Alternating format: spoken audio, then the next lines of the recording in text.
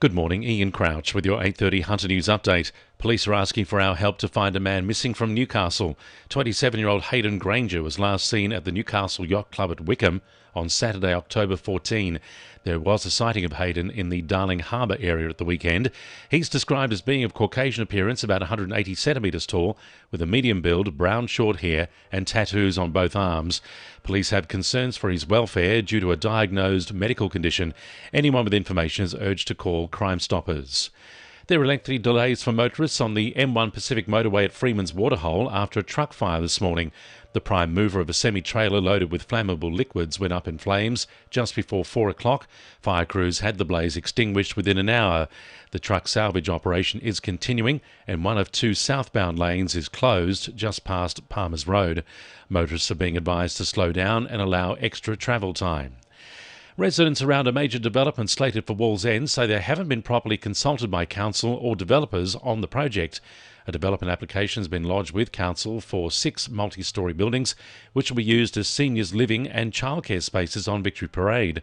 While documents on council's website have confirmed the facility will include 237 units, as well as a gym, cafe and a hairdresser, this local resident says they've received no information about how long construction will take, where residents are expected to park, or how the developer plans to cater for an increase in traffic in the area. But I'd like to try and even work out how many workers are going to be. They're going to have gardeners. They're going to have someone to do the pool. There's going to be people working at the coffee shop, people working at the hair salon. We don't know how many teachers would be involved in this. Newcastle bus operator Keolis Downer says it's been forced to cancel scheduled services to provide shuttle buses for major events due to staff shortages. The Herald has obtained an internal report which shows the company cancelled 30 services to provide shuttle buses for the recent semi-final match between the Knights and Canberra at McDonald Jones Stadium. It also cancelled 16 services to provide buses for an Elton John concert in January. The company has been widely criticised this year for cancelling services amid widespread driver shortages. Newcastle-based advocacy group What Were You Wearing is calling for the state government to make safe spaces mandatory at music festivals across the state. Founder Sarah Williams wants all music festivals in New South Wales to provide a dedicated area where victims of sexual assault can access counselling, reporting facilities and medical services. She says the service receives too many reports of violence across Newcastle and New South Wales. Quite often we hear from festivals that they don't need us because sexual assault doesn't happen at their festivals, or they believe that their festival is just really safe. And then what happens is we get messages later on that sexual assault has happened, or we'll go to festivals and even say, look, we've got 7 reports from when you held this last time.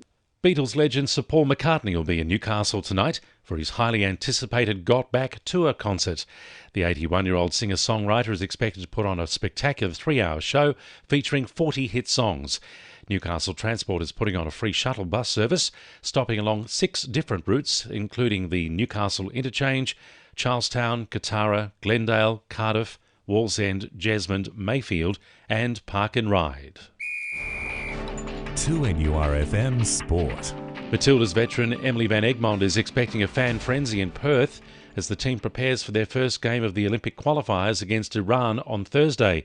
The Olympic qualifier marks the Matilda's first game since the Women's World Cup, and Van Egmond understands the importance the fans have for the team at home. It was a massive boost throughout the World Cup. We were obviously so humbled that everyone got behind us, and we're looking forward to that again in this window. Jets women's defender Zoe Karipidas is set to push for a permanent place in the starting team after playing in the team's 1-0 loss to Perth on Sunday.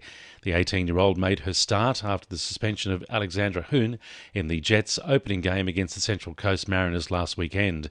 And former Newcastle Knights winger Dominic Young is in hospital after a sinus infection spread to his brain. Though severe, he is on the mend and is expected to be ready for the Sydney Roosters for the start of the 2024 NRL season.